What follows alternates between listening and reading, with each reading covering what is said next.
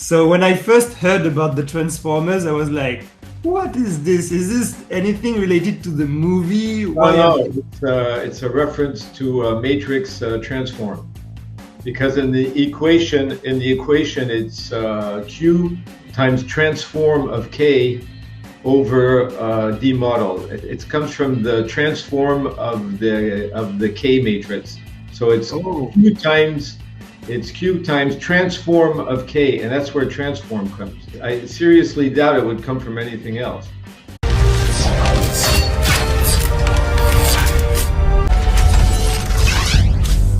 hello everyone, and I'm really happy to have everyone here for this show tonight with Dennis. I'm Jeremy. I'm the founder of a company called Cash Story. We've been operating for 4 years in the automation of reports and the processes for the financial department in corporates here in France.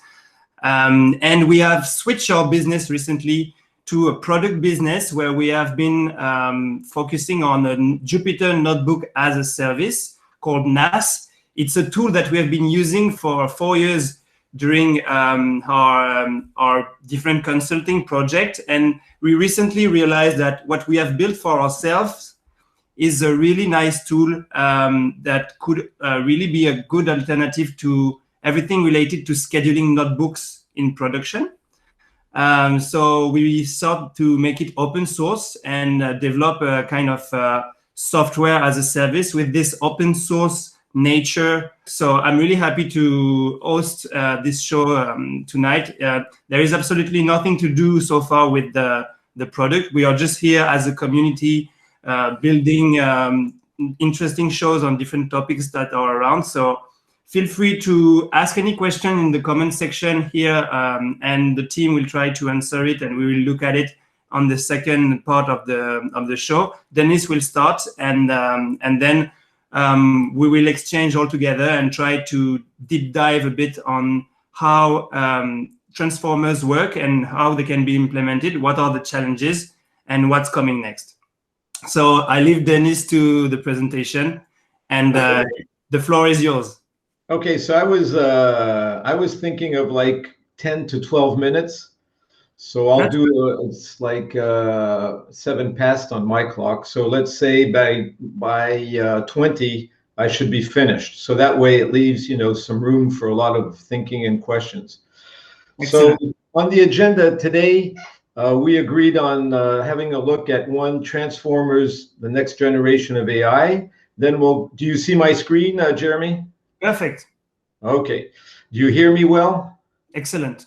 Okay.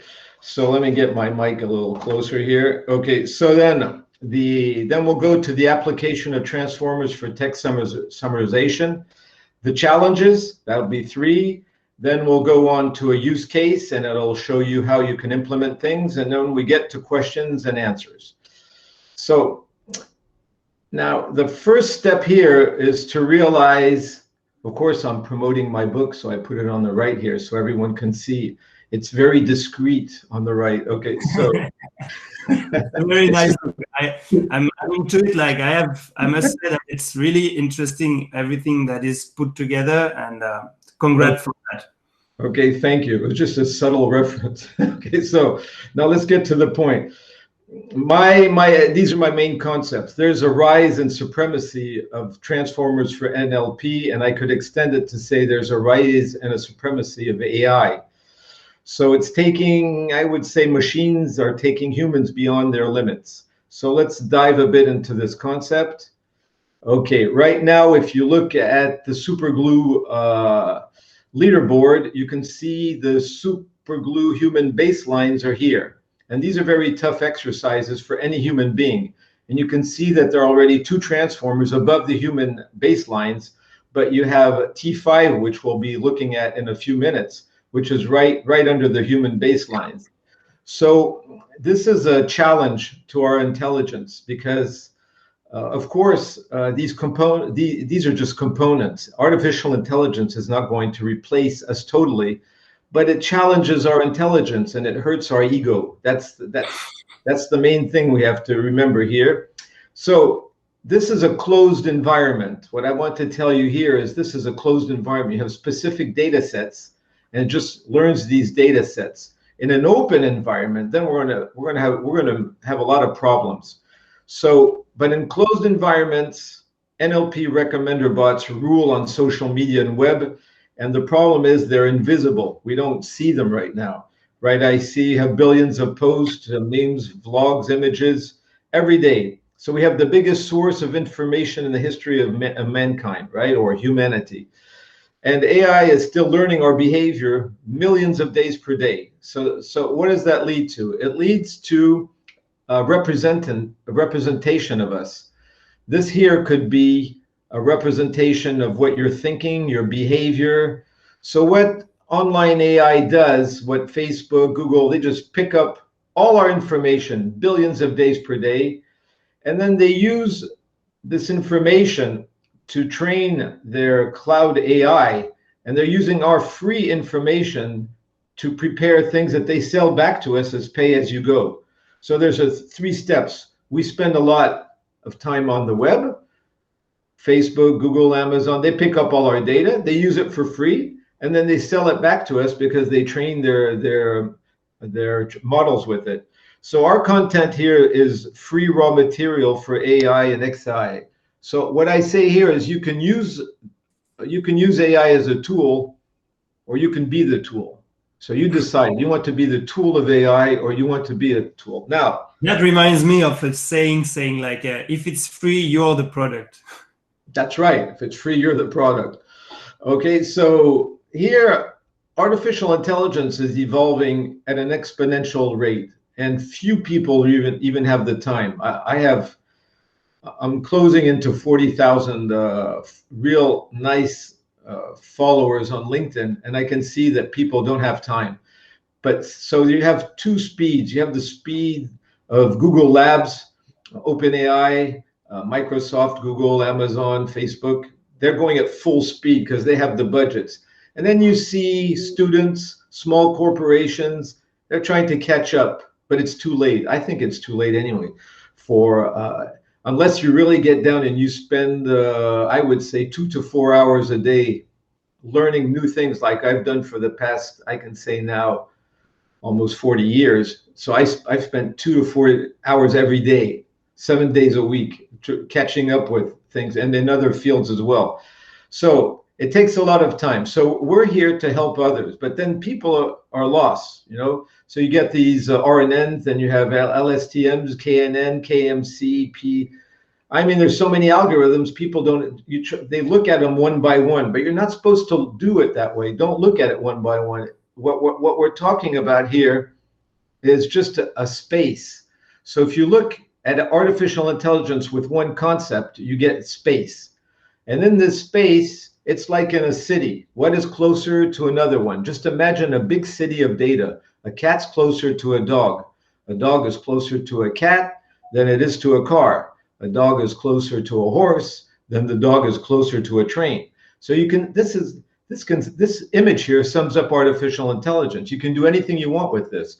You can do some k-means clustering and make a little cluster. You can do k nearest neighbors to see that the dog is close to the cat. You can do Markov decision process to go from the cat to the dog to the horse. You can do recurrent neural networks to look at a sequence. You can do anything. So you need to get these big pictures. So we're in a space.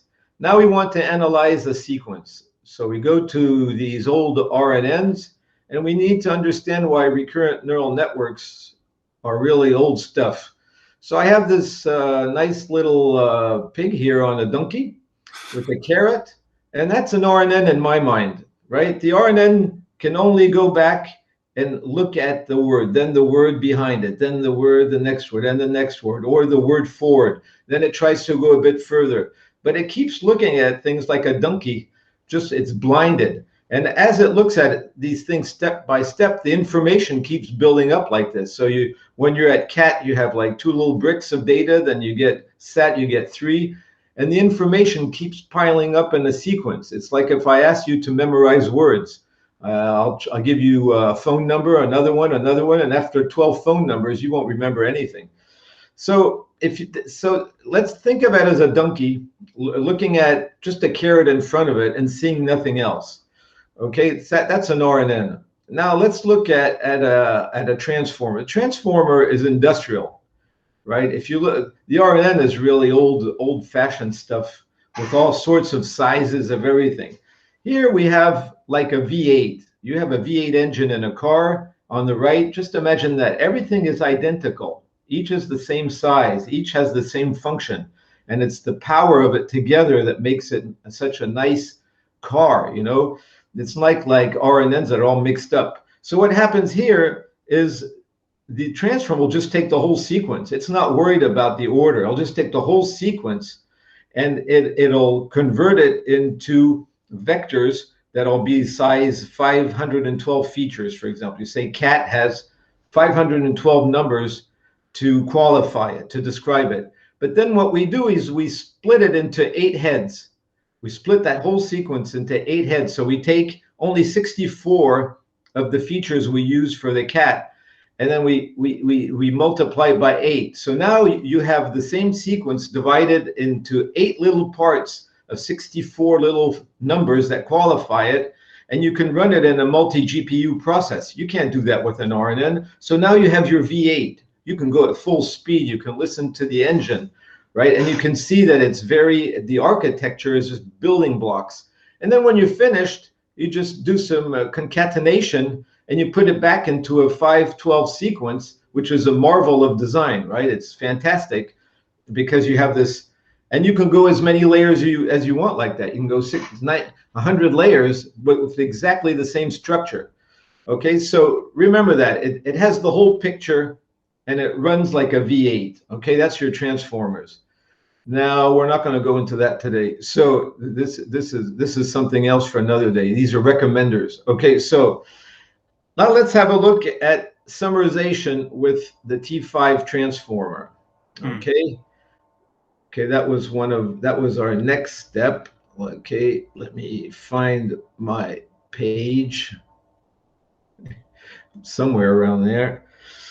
Okay, let me stop this presentation, put this down. Okay, summarization. So, Jeremy, yesterday you sent me this big file and you're saying, Dennis, why don't you summarize our conversation? Okay. Yeah, exactly. What I want to tell you immediately is you can't summarize something that is all that goes in different directions. It needs to be structured like a book, like an article. It has to have logic.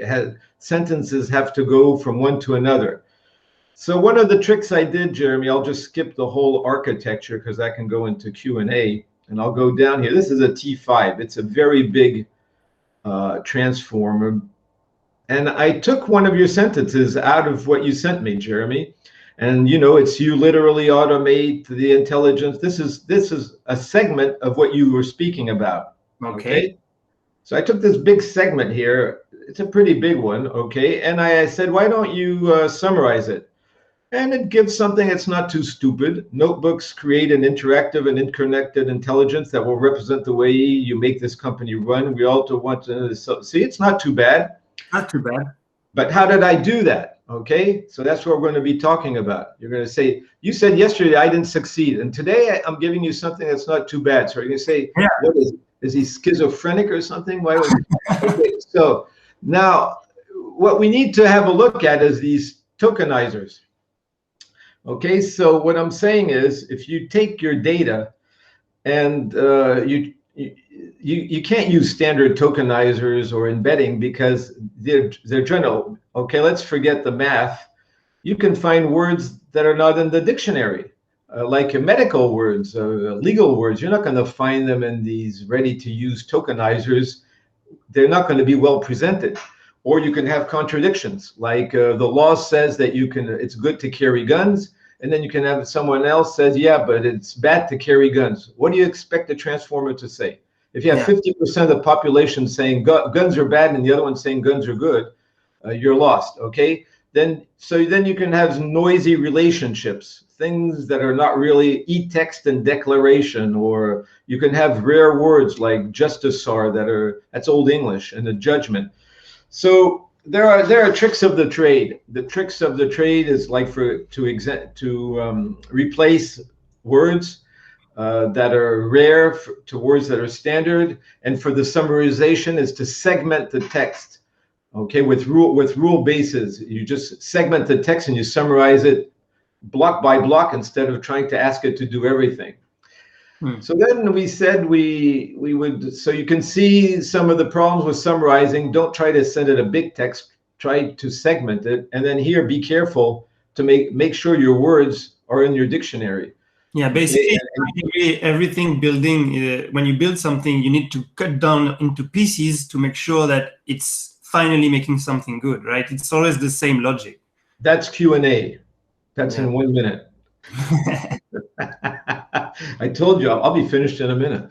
I can go back to anything you want.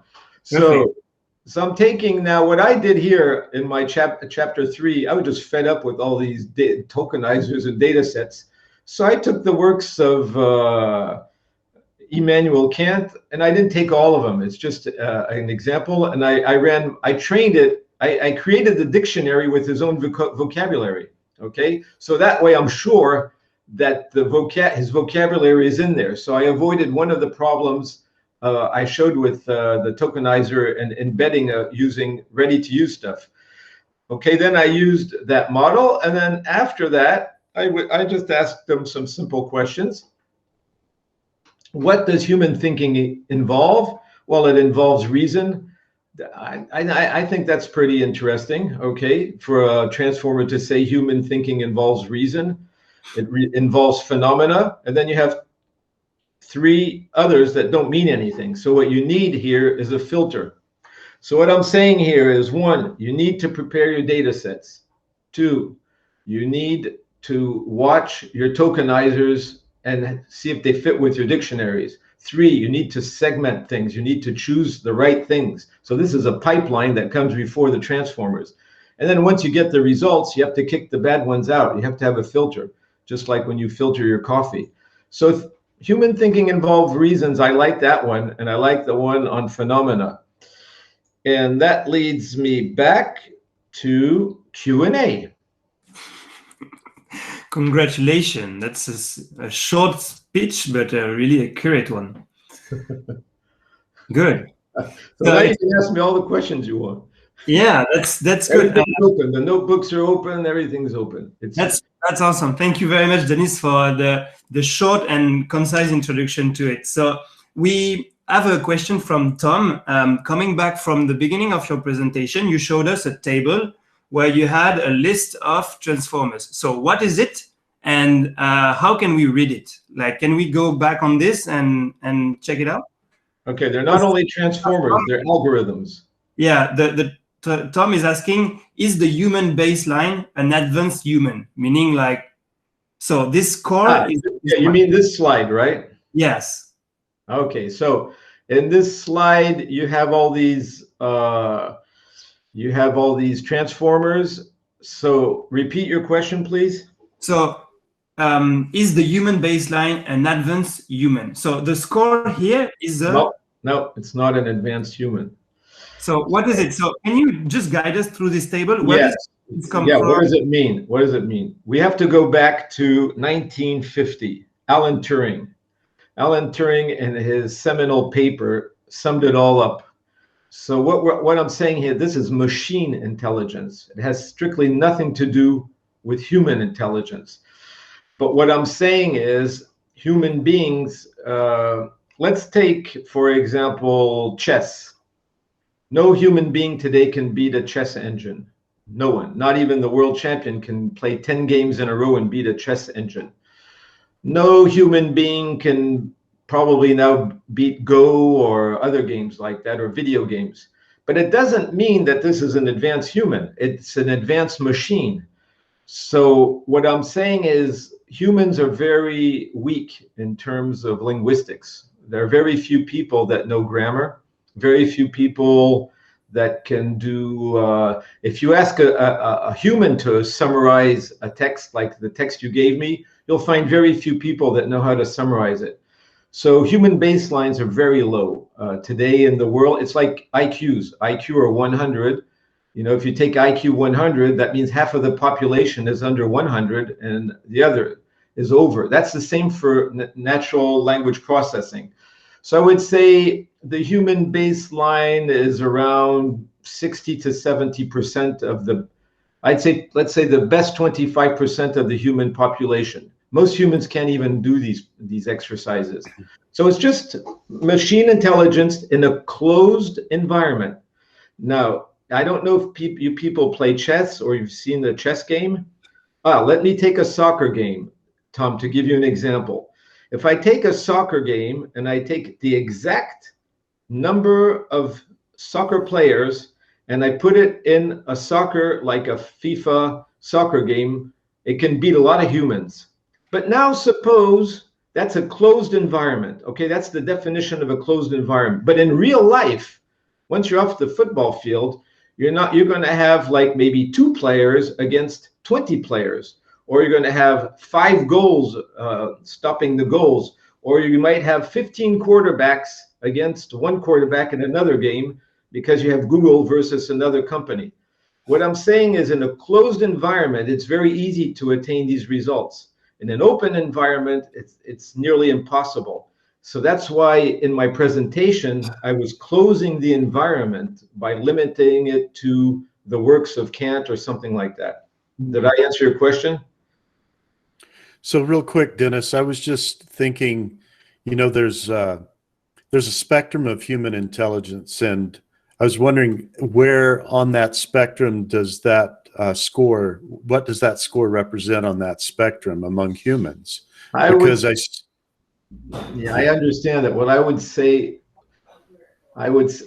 what doesn't worry me is that it's just a component, it's just a machine that can't do anything in an open environment. What worries me tremendously is how much it can learn.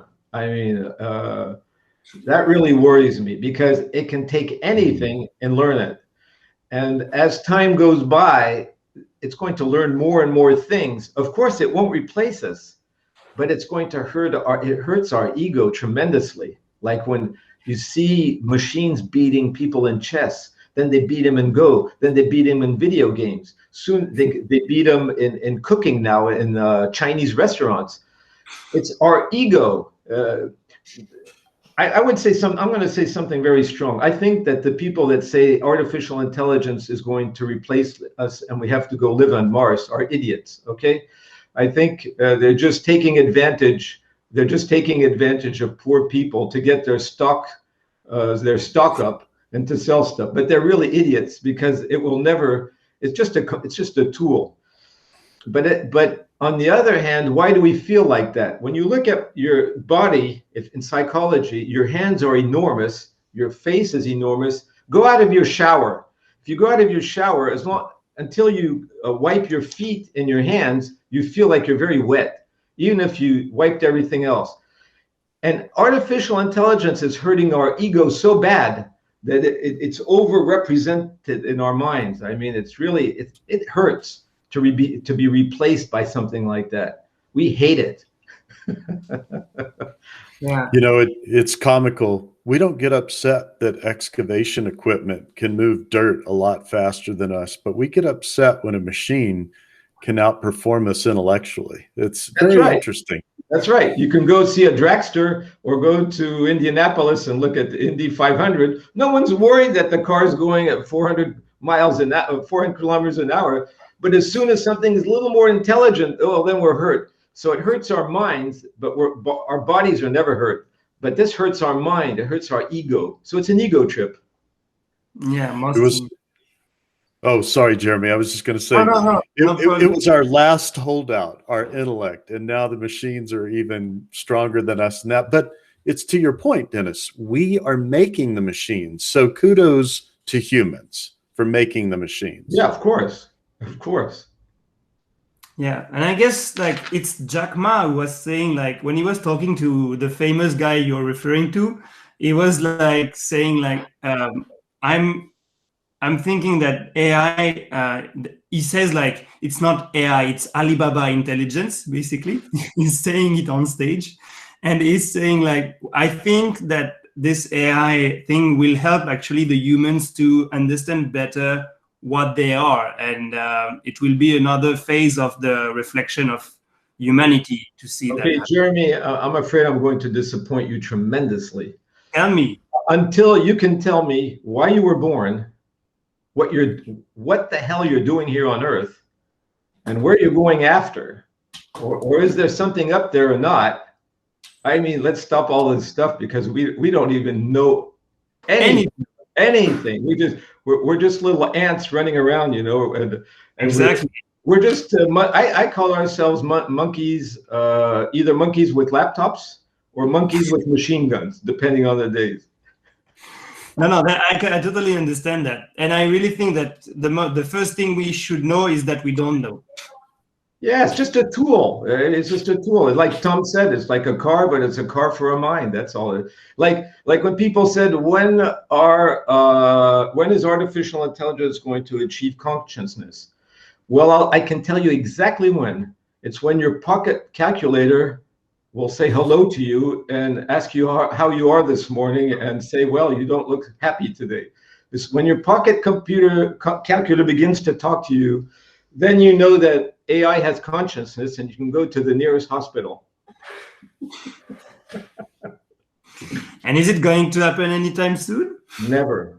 Never going to happen. It will only happen if we change humans genetically, or you know, I don't know. But all this it's insane. It's like, you know, just because it's insane. It's like when people invented a pocket calculator. I mean, and remember, Turing wrote all about this in 1950, so the questions were already there. Yeah. Dennis, may I add something? Yeah, I was reading Theophrast this weekend. That's the Greek writer, like 300, 400 years before Christ. And I mean, he wrote the Caractère, you know, that we have in French, Jeremy, with Jean Le Bossuet. Mm-hmm. When he describes our personality, nothing has changed in 2,500 years. We're always asking the same questions. They had water mills. They had stuff like that. They had clocks with sand on sand clocks. I mean, it's just a tool. It's just a tool, and that's the main point. Like, we need to understand that it's just taking parts of it and assembling the. That's what we do when we do automation and scripting. We actually take parts and we assemble things. So it's a pipe. It's a turbo in a pipeline. Yeah. So yeah, that's good to put it as it is, which is a tool, and it's not something that we should be worrying about. We should use it to our benefits. Yep, exactly. Because people are saying it's going to replace jobs. What about outsourcing production to other countries? How many jobs did we lose outsourcing our production to China? We outsource practically all of our production to China, and then when China produces something for us, they say, "Oh, they pollute." Yeah. We have you know, that's the factory. On the GPT-3, and it's from Jaya. So she's asking, is it NLP? Is GPT-3 using transformers, and is it a transformer algorithm? So can we talk about GPT-3? Because last conversation we had, Dennis, you said something so interesting about look at here. Your model. Do you see my screen? Yeah, we do. Okay, so the question was by whom, please? By Jaya. Jaya. Okay, Jaya, look at line 15 here. You see Benman, GPT-3, few shots, OpenAI that we speak about all the time. OpenAI has billions of dollars, and OpenAI and OpenAI and OpenAI, right? They're number 15. They have 14 people in front of them, not a single GPT-3 example. GPT-3 was trained with a $10 million supercomputer, 96 layers, billions of parameters. It's number 15. So the myth of GPT-3 is like the myth of AI taking over the world, and we have to go to Mars. Okay, and GPT-3 is so powerful that we can't. Okay, no, forget about it, because I want to speak about Timosheek. Timosheek. Timosheek here is in chapter 16 of my book, chapter 6 of my book, with a system called BET. Look, with 32 examples, 32 examples. He beat GPT-3 on a small computer with a little Albert model. I mean, I know, I talked to him. The model is extremely small. It's like comparing a tiny electric car to GPT-3, right? So he used a tiny model, used 32 examples, and he beat GPT-3 by 4 ranks. Okay, so and when I talked to him, he said, "Well, that's nothing. I did that on a little computer just to show, you know, that preparing data sets is more important than creating these big models." That's the main thing. Preparing data sets is all about it. Like we see it already now in basic data transformation. We will see it again in the AI business. That's for sure. That's chapter 6. Yeah, it's like saying, you know, I'm going to school, so I have this guy next to me. He's the most intelligent person in the class. That's GPT-3. The thing is, he never listens to a single course, and he never reads a book. So now, in terms of grades, he's the last of the class. And then you have this little guy with, you know, average intelligence, and he's working really hard. He's really day and night, and he's the best in the class. It's because he's picking up all the knowledge, the data, and everything. So the power doesn't mean that much. And I don't know if you know the Schumacher, the Formula One pilot. Yeah. Yeah, you know how I watched him because I used to watch it a lot. How did he become famous?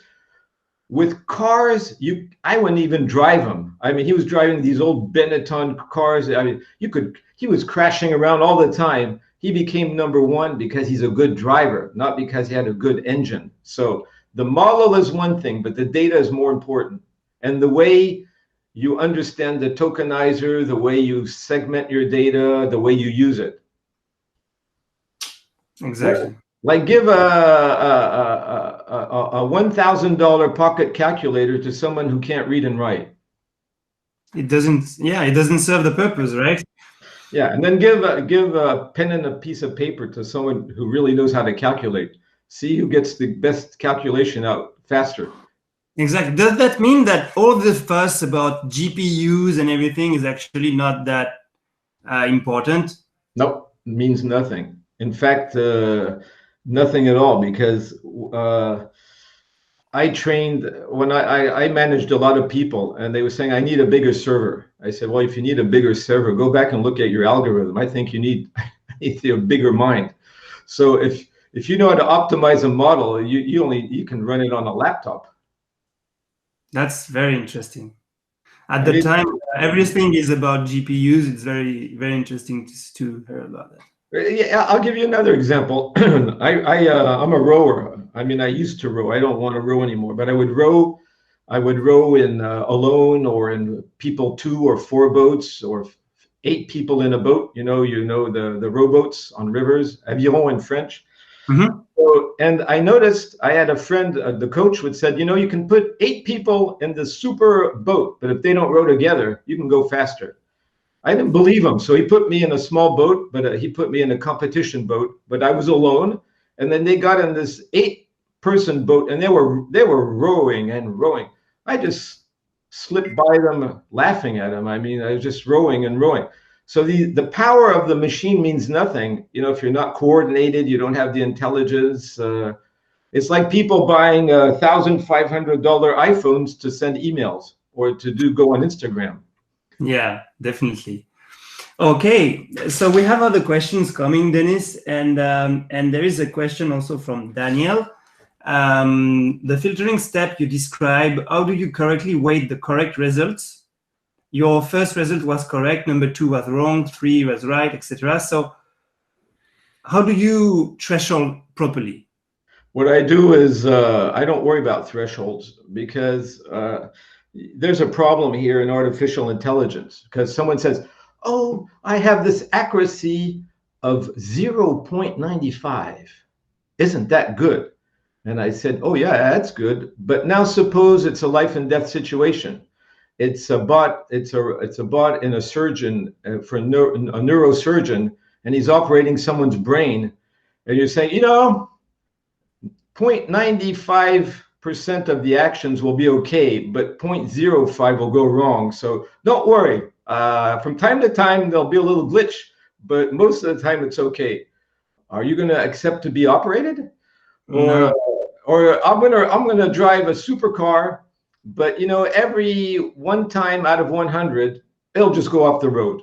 Okay, so what I'm saying here is you need a pipeline for data before, and I've always implemented, and I see Carlos Tuxley is right here, and he's reviewed all of my books, and he knows that I always add rules. I add rule bases. I spend my time adding rules before and rules after to check it. And you can do a lot of checking like that. You can see if a sentence means something. You can check the words in the dictionary. You can see if it fits. There's a lot of traditional stuff you can do to control it. And just pick out the good ones. It's the human intelligence that's making it happen. Well, expert systems are part of artificial intelligence. And in a factory, let's say you want to send a rocket into space. You're not going to use artificial intelligence. You're going to use calculus, differential equations. You're not going to use artificial intelligence at all. You might use it maybe to recognize an image, but after it'll enter a classical system. So artificial intelligence works best in a classical pipeline as a turbo, that's all. And you need rules before and rules after. Okay, so I have a question, which is, what is the main difference between the transformer and the traditional AI that we know about? Like, what is that's what worries me. It's that the transformer is so powerful that it's become. I haven't met many people that realize how powerful that is. I'll just go back to this little slide here, and I'll tell you what really worries me. Because everybody knows about this. Here, it's no, that's not where you see it. See it the best. Let me show you. You'll see it in one image. I'll show you. I'll tell you what worries me. What worries me? Transformers 6. I'll show you what worries me a lot. This worries me. This is what okay, now I'll take 3 minutes to explain, but it's a bit complex. Okay, you can see here what's going inside of a head of a transformer. Do you see it well? Maybe I'll increase the size. Yeah, we see it. It's not really worried about anything intelligence. In fact, you can see that this is combinatory calculation. It's just X time. It's just a 4. So it's a sentence basically matching different, like, okay. Forget all about that. Just think of 10 objects and they're comparing each other. They're looking at all the distance. They're looking at all the distances between each other, right? That's what a transformer head does. There's no intelligence in it, but it can look at all the links and relationships between everything. And if I take it back to one of my favorite theories, and now go back to here. I'll take 1 minute to explain. I've worked for a very long time on the theory of complexity to find universal models. It means that it can take everything in here and look at all the relationships between everything, then compare it to real life and find patterns where we see none. Okay. So if you take like Boltzmann, I won't go too far in this, but let's say chaos, right? So you take just chaos, 1963, Lorentz writing his chaos equations for the weather. What Lorentz says, I'll say it in a word, is you can create all the links you want in here. You have a lot of confusion, but in the end, there'll be a pattern. Clouds will produce rain. A blue sky will not produce rain. Sun will produce warmer temperature than clouds alone. So little by little, the power of this thing is just you can let it run on anything you want. And if it can see what's going on in the real world, imagine with sensors, IoT, it will find patterns that we don't see. It'll find patterns in what we think is chaos. So it's going to overtake us a lot. Okay, so basically what you're saying is that you don't need to feed them anything. They will know by themselves.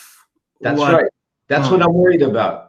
Because for the moment, you need to segment the data because the system is a bit too, I would say, it's a purist system. I'm working on transformers where I have a little rule base before the data enters, right? So I'm working on a recommender, but I'm using like a Markov decision process, and I'm adding rules to it to make it more intelligent from the beginning, right? So once you add the rules in the entry point and you have the rules at the outside, you're going to have something so powerful that it's really, really going to hurt our ego because it will see things we don't see. And you have the recommenders like Alibaba.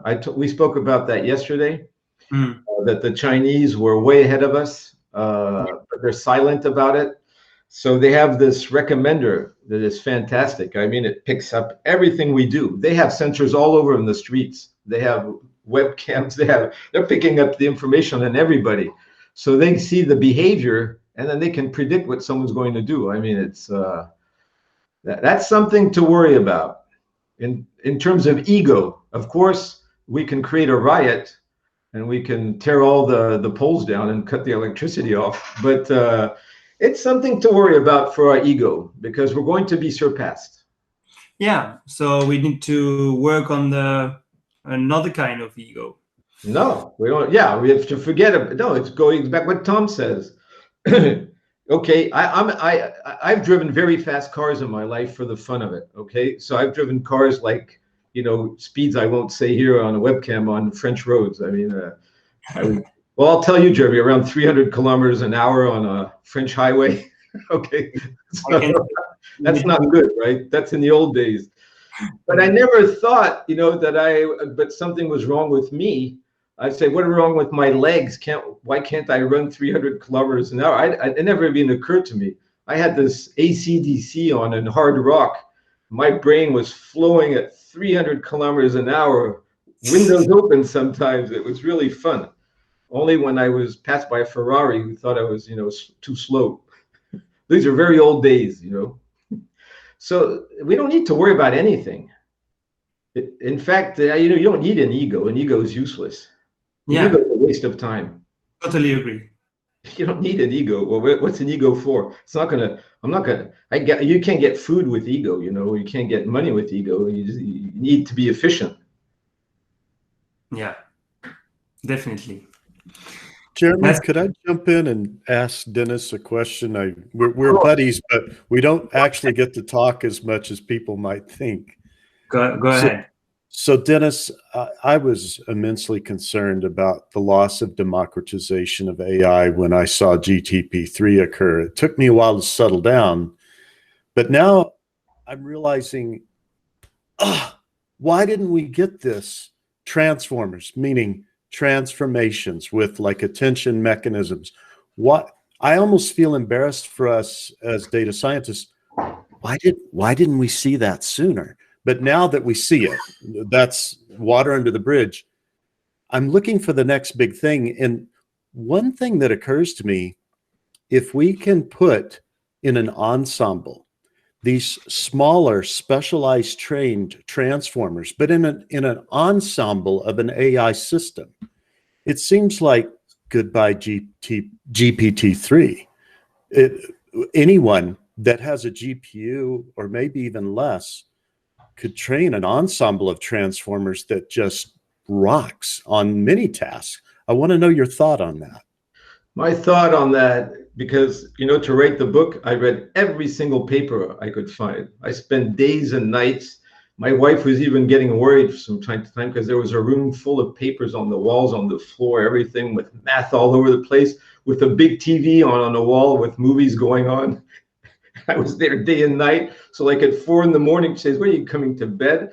Okay. So what I can say is all of these authors They are really fantastic. I mean, let's forget about their companies, their corporations, the people that they are fantastic people. I mean, they are what we call humble too, because they really work hard. So I think that the people that are working on GPT-3, they're reading us. They're reading all this. They saw Tom Schick there, and they're thinking, gee, where did we go wrong? And they're going to come up. They're going to come up. They're going to leave. They're going to go on. They'll continue with the GPT-3 big supercomputer thing because it's exciting for them, you know, to do that.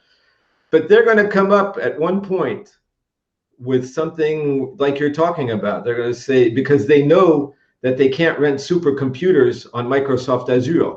So they're going to come up with small models, extremely powerful. They're going to get there. I mean, these are very smart people. They're not the manipulators. They're the guys like us working in a company trying to do things right. So they'll do things right. Just imagine a group like people like us here trying to do the right thing. That's what they do. But then the corporations need funding. So they have to invent hype. Look at all the advertisements. When you buy a car today, you're not buying a car, you're buying happiness. You see this beautiful girl in the desert in a car, and you're there thirsty, and she stops for you in this beautiful Ford. So they're just selling us dreams. Why not? I don't mind. We just don't have to believe the dreams. I mean, I don't believe that if I go buy a car, there'll be a beautiful woman in it, you know. I think the question is, too, will we course correct? Like you've pointed out, when Zuckerberg's getting grilled in front of the Congress, you know, he doesn't necessarily really know what's going on. Someone else is probably running the company now. No, it's not nice. Yeah, it's not nice for him. He doesn't know it. He doesn't know. It's become too big for him. He's honest. When he says, I don't know, I can tell you, I'm sure he doesn't know, because because in the 80s, I was working in a competing department of Yves Lequin, Yann Lequin, the one that created the deep learning convolutional networks. He was in France, and I was in a competing department, which was trying to tear the neural networks down. And these guys have created stuff so powerful, they don't even know how it works. So Zuckerberg, you know, he's in a swimming pool, you know, having a nice time and having nice meals and driving around his big cars, flying around the world, and all of a sudden says, what's that algorithm? I'm not even sure he knows what an algorithm is anymore. You know, it's CEOs, you take the CEO of General Electric and ask him how a toaster works, he's going to say, I don't know. He's honest. He's lost. It's too big. They need to go back to ISO, International Standard Organization, and create, you know, a set of ways to create a social. It's too big. How could he know that it would be that 2 billion users when he was just in his little university, thinking maybe I can score some hits with some nice girls if I do this thing called look cool, you know? And all of a sudden he has 2 billion people, and he's in Congress. Why did you do that? I think he's just lost. Well, and the reason I bring it up is some of these things that happen that scare us, they were totally unintentional. Like you look at the people in the Social Dilemma movie, they're sitting there going, we're not quite sure how this happened. No one's really set out to do this intentionally, but we've got these bad consequences. And I'm hoping humanity will adjust as we learn these things that are coming our way. So I watched Social Dilemma several times. I wrote everything down. Okay, and I even subscribed to their human center there, and I listened to some of the. I would participate, but I don't participate anymore because there's something wrong in there. Okay, YouTube is a devil. You listen to YouTube is a devil. Zuckerberg is a devil. Twitter, the big bearded guy looks like ZZ Top is a devil. They're all devils, you know. But the person. No one asks you to do it, you know, like chocolate. Why don't they sue people selling chocolate or candy now, or ice cream? I love ice cream. When I was a kid, I would eat like a quart of ice cream, and I would have to spend an hour in the toilet in the evening. My parents didn't sue the people. Where are the parents? Okay, I have a grandchild who's a geek. He could spend his whole day on computers, but his parents turn it off. They say, now you're going outside. So YouTube's not the problem. The people that are watching it are the problem. So why don't I watch a lot of nice stuff on YouTube. I like YouTube. It keeps suggesting nice little things, interesting things. And then I have a short circuit thing. My wife comes up and said, "What the hell are you doing here? Go to bed." So you know, the social dilemma is just depressing people. They're depressed. You know, like cars are bad and people are bad and society is bad and they're devils and IBM is a devil. Sure, it's just tools. Did you see Zuckerberg? They put him like a little devil. Maybe, you know, he's the devil in Dr. Faust. He's just a poor guy that's lost. Who asked? No one has to go on Facebook. Why do people go there? I mean, they don't have to go there.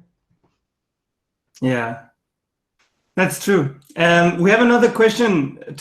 We have 5 minutes to go, so I will take this last question from Mark, if you don't mind, Dennis. So, what is your opinion on merging the advantages of deep learning with the advantages of rule-based system to create deep reasoning network? Can Transformer play a role in this? Well, that's an easy one, Mark. You can't do artificial intelligence in a big pipeline without a rule-based system. As I told you, we're not going to use calculus. Let's say I'm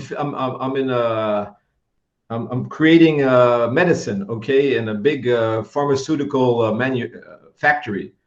We're not using artificial intelligence to calculate the doses. We're using pure arithmetic. So I would say 99% of a pipeline is going to be rule-based, classical SQL queries, and then you have this little turbo that can help you. There's no such thing as artificial intelligence without rules, even at Google, because Twitter, for example, has this AI going through all the tweets, but then it's a human being that decides if they're going to suppress an account or do something. It becomes something else after. Nice. So, Mark, there's no such thing as deep learning without rule bases or pipelines.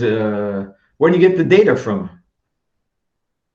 Yeah. Big data is not artificial intelligence. It's just map and retrieve. I mean, it's just a little map and retrieve thing. So where should we start if we want to start learning how to implement transformers? I would say I would take one of the things we were talking about yesterday, and I would create a recommender for one of your customers based on all the sales, but taking into account things that are not in the database, local culture. Let's say we're selling, I don't know, umbrellas. I would take local culture into account. I wouldn't sell yellow and red umbrellas in countries that don't like that kind of color. I would take local culture into. I didn't invent that. That's the New York Stock Exchange invented that. They use machine learning, but they pull in a lot of data out of culture, out of Amazon, out of a lot of behavioral things. I would start there. Use the data, convert it into sequences. Technique like external data, social data, and things that are not taken into consideration in the current model. No, believe me, Amazon does it. Yeah, Amazon does it, but not anyone. Like you should be big as Amazon to do so. But you're going to do it. You can do it. No one can stop you from doing it tomorrow morning. I mean, it's very easy. You look at the weather and you can forecast people are going to buy umbrellas or not. If it hasn't been raining for 6 months, I doubt you're going to sell a lot of umbrellas in the United States, but you might sell millions in India for the sun. Yeah, I guess this makes sense, right? It's taking into consideration data that we were not considering before. Culture. If you take people into account and their behavior, you're going to make your machine learning progress. If you go to Iran, how much pork are you going to sell? If you go to the United States, how much pork are you going to sell? How many chickens? You know, it's culture. You know, it's culture. Culture is everything. Okay. Yeah, it's a big factor in calculations. You just can't base it on history. You have to see. So I would start by taking a database and then I would add some features to the database, and I'd make some simulations with queries. I would just use basic common sense and fill up the fields with random data, cultural data, you know, like weather the past year. Okay, suppose just suppositions. You just suppose stuff and run it and see what it does, and see the difference between you just have your pure data and then you add your cultural data and behaviors. How much time did someone spend clicking on your notebooks? How much time did he spend on this page, that page? You have that in Google Analytics. Yeah. What do you think Google does with it? Just look at it. And so we are going to use those algorithms from Google, Amazon, and all, so they can provide us with the result, and we are feeding the information, right? This is how it's supposed to do. No, you take your data, you take one table, add 15 fields, put more intelligent features in those fields, fill them up randomly with common sense, run the model, see what it does, go see a customer and say, see what we can do if you do that. So give me the funding and I'll bring it to you. It's very simple. Yeah, I guess it's all about convincing people to move forward on those things. No. I never try to convince anybody. You just go see the person and you tell them, I think that we can get your sales up by 5%. And since you should not believe me, we're going to do it 6 months for free since you're a good customer. And at the end, you'll pay us. But you're going to pay us a pretty big amount. And you're going to pay us just a lump sum at the beginning to help us, you know, to pay our wages and all that. You don't have to convince anybody. If the person is not convinced, I don't try to convince him. I just give him what he wants. This is what you say. You need proof, right? You need proof and maturity. Maybe the person doesn't want to do it today, but he'll do it in 2 years. When he sees his competition doing it, he'll run to you. Just take your time. I'm more of an oriental person. You know, I like to have a nice meal with the customer. Yeah, okay, you don't like it, we'll talk about it next year. We're in no hurry. We're going to work together for 20 years. So this is the way, right? Yeah, just talk to them, explain things, take your time, show them the missing pieces. But there are companies that'll move forward very quickly with ideas like that because they have tough competition. That's for sure. Well, we are over the time now for 1 minute. So send me the link on YouTube so I can put it in my list and make a nice little post for everyone. Thank you so much, Denis, for coming. It's been a pleasure having you here. That's a pleasure. It's a pleasure being there. Yeah, and I guess with all the comments and everything, everybody is like saying. What did Carlos? I just saw a message by Carlos. What did he say? Yeah, Carlos saying, thanks, Jeremy and Denis. Great to hear you. I like how realistic you are explaining the implication of using AI. So thank you very much, Carlos. I dream of having a session with Carlos speaking. Hello, Carlos. I'd like nice to see you. where you present, and I listen to you. Yeah, it's great to hear you. Yeah, I really like your because you've been in the passenger seat in my books. I'd like to see you in the driving seat, and I'm the passenger listening to you. Sure. We're here. Yeah, let's talk later on. So you're satisfied by what you heard? Yeah, a lot. I see. Yeah, all of your approach that you drive into the work in the book and all of your ideas of how to manage the AI this year. Yeah, I really like it. Because, you know, every time you wrote something, I was saying, what is Carlos going to write? You know, I have to answer correctly. So I really dream one day of having you do the podcast and I listen and ask the questions. I really like to know, you know, your philosophy. Because you've been through 3 of my books or maybe more. I'd like to see you. Let's for another happy hour. Yeah, Jeremy, organize Carlos. I can tell you he's an extremely deep thinker, and he's a fantastic developer. So get him to do the talk, and then we ask him questions. Sure, sounds good. Yeah, I'm in. Yes, I'd be very happy. I'd be overjoyed. Then it's a pleasure. Yeah. Now we can all have a nice day, depending on the. So you're. It's almost lunchtime for you. No, you're in the morning, Carlos. It's lunchtime here. It's noon. Yeah, it's noon here. Yeah, you can eat your breakfast. No, you can eat lunch now. Yeah, it's time for lunch. I'm going toward tea and dinner. Nice. Thank you, everyone, and have a very nice day. And I hope to see you guys soon.